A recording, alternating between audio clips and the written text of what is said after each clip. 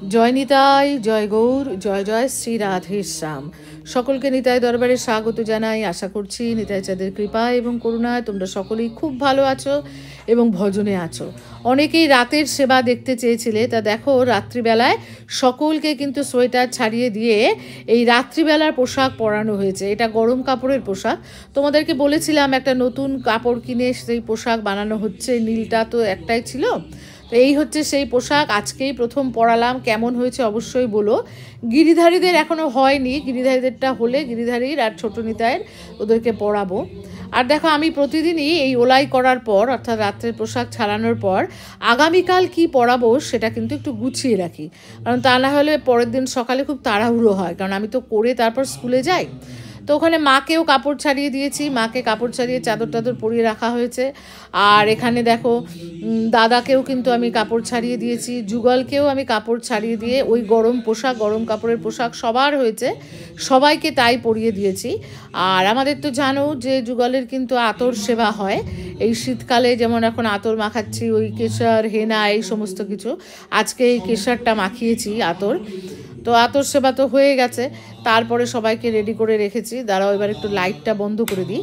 ওলাই হয়ে যাওয়ার পর মোটামুটি সব বড় লাইটগুলোই বন্ধ করে দিই, করে দিয়ে ছোট একটা লাইট শুধু জ্বালিয়ে রাখি। তাতে আমার মনে হয় ঠাকুরের একটু আরাম হবে, যুগলের একটু আরাম হবে। এই দেখো এখানে সমস্ত কম্বলগুলো ভাঁজ করে রেখেছি। ভোগ হয়ে যাওয়ার পরে কিন্তু ওইগুলো গায়ে দিয়ে দেবো। এখানে সম্পদা পাঠ করছেন, এই শেষ হলো, সেই 5:30 থেকে পাঠ করছেন। তো এইবার আজকের মতো পাঠ সমাপ্ত হলো, বিশ্রাম হলো।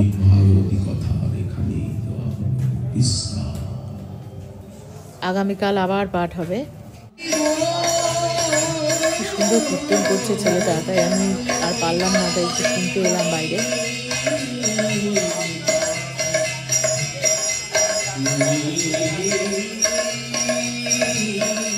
খুব সুন্দর কীর্তন করছে, শোনো, ভালো লাগছে বেশ।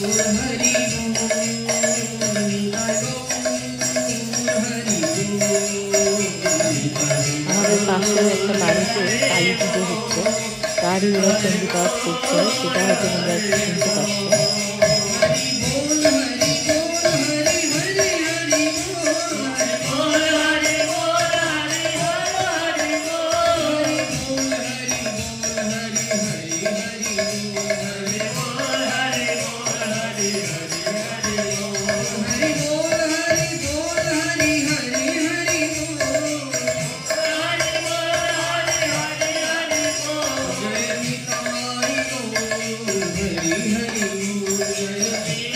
চলো একটুখানি নিতাই চাঁদকে দর্শন করি। আজকে তো দর্শন করতে পারিনি, আজকে স্কুল থেকে ফিরতে অনেক দেরি হয়ে গেছে। দেরি হওয়ার পরে আর কী হয় বলো তো, আমার একটু কোমরের সমস্যা হয়েছে, কোমরের হাড় ডিসলোকেট হয়ে গেছে। তো সেই জন্য না কি মানে বেশিক্ষণ চলাফেরা বা হাঁটা বা বসে থাকা খুব মুশকিল হয়েছে, যার জন্য আমাকে একটু বিশ্রাম না করলে আর পারছি না একজন। তো যাই হোক, ওই জন্য নিতাইকে একটু দর্শন করতে আসতে পারিনি আর স্কুল থেকে এসে। আর বাইরের লোকজনও থাকে তো অনেক, ওই সময়টা আসি না। এই জন্য এই হচ্ছে নিতাই চাঁদের আজকের দর্শন। আমাদের একটু রেস্ট্রিকশান আছে বাড়িতে, তো যাই হোক এই হচ্ছে নিতাই চাঁদের আজকের দর্শন। এখন তো ভোগ বসেছে, ভোগ হয়ে যাক, ভোগ হয়ে যাওয়ার পর শয়ান হবে। যেমনটা তোমাদেরকে দেখালাম ঠিক সেইভাবেই কিন্তু সবাইকে কম্বল টম্বল গায়ে দিয়ে শয়ান হয়ে যাবে। তো এই হচ্ছে মোটামুটি রাত্রিবেলার যে রুটিনটা, অর্থাৎ আমাদের ওই দুপুরবেলা ঘুম থেকে তোলার পর থেকে তারপরে রাত্রিবেলার শয়ন পর্যন্ত এইভাবেই কিন্তু হয়। ঘুম থেকে তোলার পরে মুখ টুক ধুইয়ে তারপরে তো সন্ধে দেওয়া হয়, সন্ধে দেওয়ার পরে আমাদের একটা ভোগ হয় ওই সময়, মানে ঘুম থেকে তুলে মুখ ধুয়ে জল খাওয়ানোর পর সন্ধে দেওয়া হয়, সন্ধে দেওয়ার পরে একটা ভোগ হয়। সাধারণত ওই সময় ভোগটা আমরা একটু গরম দুধ, হালকা গরম করা দুধ, মিষ্টি, বা ওই আমরা বাড়িতে বানাই ওই খাজা গজা, তারপরে বিভিন্ন রকম সিঙ্গারা, এগুলো কিন্তু আমরা বাড়িতে বানাই, নাড়ু, এগুলো সব বানানো হয়। তো সেগুলো ঘুরিয়ে ফিরিয়ে মিষ্টি বা কখনো এইগুলো এইভাবে ঘুরিয়ে ফিরিয়ে দুধের সঙ্গে ভোগ লাগানো হয়। তারপরে সন্ধ্যা আরতি হয়, সন্ধ্যা আরতির পর কিছুক্ষণ পরে এই ওলাই করে দেওয়া হয়। আচ্ছা, এই যে ওলাই মানে এই যে কাপড় ছাড়িয়ে, সমস্ত কাপড় ছাড়িয়ে শয়নের পোশাক পরিয়ে দেওয়া হয়, এরপরে কিন্তু আর দর্শন হয় না। সন্ধ্যা আরতি পর্যন্তই ওই সামনের দরজাটা একটু খুলে রাখা হয়, কিন্তু তারপরে কিন্তু আর দর্শন হয় না, মানে কুঞ্জে এলেও আর দর্শন হবে না প্রাণেশ্বরীর, কারণ ওলায়ের পর সাধারণত বন্ধ করে দিই। কিন্তু আজকে করিনি, যেহেতু বৈষ্ণবপদদা এসেছেন, বৈষ্ণবপদদা দর্শন করবেন, প্রণাম করবেন, তাই জন্য করিনি। করলে মানে প্রণাম করা হয়ে গেলেই বন্ধ করে দেব, সেই জন্য করিনি। তা এখন তো তিনি প্রণাম করে চলে গেছেন, তো এখন ভোগও বসে গেছে, তো সেই জন্য বন্ধ করে দেয়া হয়েছে। এবং তারপরে তো শয়ান হয়ে যাবে যথারীতি, মুখ টুক ধুয়ে জল টল খাইয়ে সমস্ত কিছু করে শয়ান হয়ে যায়। আবার শয়ান দেওয়ার পরে আমরা যেটা করি যে ওই পাশে একটা ছোট টেবিল রাখি, সকলেরই সামনে এক গ্লাস করে জল রাখি, যে রাত্রিবেলায় যদি জল তেষ্টা পায় তাহলে তো একটু উঠে জল খাবে, তো সেই জন্য প্রত্যেকের সামনে এক গ্লাস করে জল রাখি এবং ঢাকা দিয়ে রাখা হয়, সেটা আবার সকালবেলা উঠে সরিয়ে দেওয়া হয়। এইভাবেই কিন্তু সারাদিনের পুরো সেবা চলে। সকালের সেবা তো তোমরা আগে দেখেছো, আর এইভাবেই রাত্রিবেলাতেও সেবা চলে, মানে সকাল থেকে ঘুম থেকে ওঠা থেকে রাত্রে শয়ন পর্যন্ত এইভাবেই সেবাটা চলে। আচ্ছা, এবার তো আশা করছি যারা দেখতে চেয়েছিলে রাতের সেবা কিভাবে হয় কি হয় জানতে চেয়েছিলে, তাদের নিশ্চয়ই এতে সুবিধে হবে। আর আরেকটা কথা আমি এই ভিডিওতে বলি,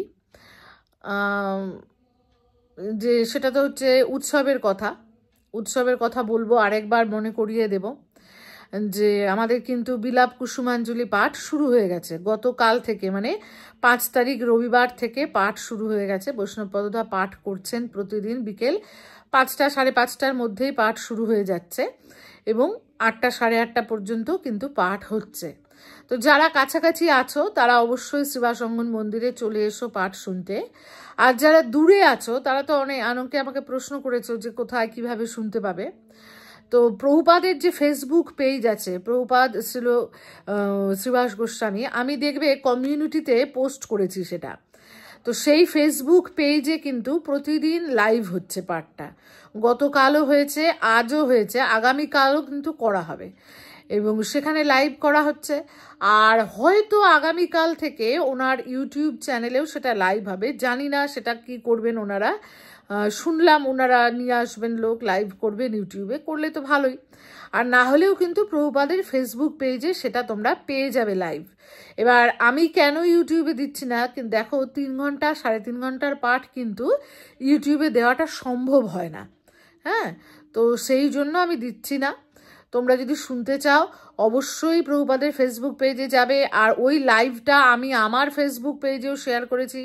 দেখবে আমার ফেসবুকে মৌসুমী চক্রবর্তী গোস্বামী নামে আছে, MAU দিয়ে সার্চ করবে, তাহলেই আমার ফেসবুক প্রোফাইলটা পেয়ে যাবে। সেখানেও কিন্তু আমি লাইভটা সঙ্গে সঙ্গেই শেয়ার করে দিচ্ছি, ওইখান থেকেও লাইভটা দেখতে পারবে। আর আগামী উৎসব তোমরা তো সকলেই জানো যে 12 তারিখ রবিবার দিন, ওই দিন অধিবাস হবে, অধিবাস কীর্তন বসবে, মহোৎসবের শুভ অধিবাস, সেই দিন সন্ধ্যেবেলায় অধিবাস কীর্তন হবে। আর 13-14 এই দুদিন কিন্তু নাম চলবে। তার মধ্যেও 13 তারিখে হচ্ছে আমাদের সাধু সেবা অনুষ্ঠিত হবে দুপুরবেলায়, আর 14 তারিখে সকালবেলা প্রভুপাদের সূচক কীর্তন হবে, আর সন্ধ্যেবেলায় সন্ধ্যা 7টা থেকে শ্রীবাসঙ্গর নাট মন্দিরে কীর্তন পরিবেশন করবেন বিখ্যাত কীর্তনিয়া কৃষ্ণপাল। তাই যারা শুনতে ইচ্ছুক তারা অবশ্যই আসতে পারো শুনতে, কোনো অসুবিধা নেই। আর 15 তারিখ এই মহোৎসবের কিন্তু 64 মহান্তের ভোগরাগ, এবং এই 15 তারিখ হচ্ছে ভক্ত সেবা, ভক্ত বৈষ্ণব সেবা। তাই আমি তোমাদের প্রত্যেককে 15 তারিখ শ্রীবাসঙ্গনে আমন্ত্রণ জানাচ্ছি। সবাই এসো, যারা দূর থেকে শুনছো তাদের পক্ষেও যদি আসা সম্ভব হয় নিশ্চয়ই আসবে, উৎসব দর্শন করবে এবং 15 তারিখে প্রসাদ পাবে। সবাই এসো, খুব আনন্দ হবে ওই দিন। জয় নিতাই, জয় গৌর, জয় জয় শ্রী রাধেশ্যাম।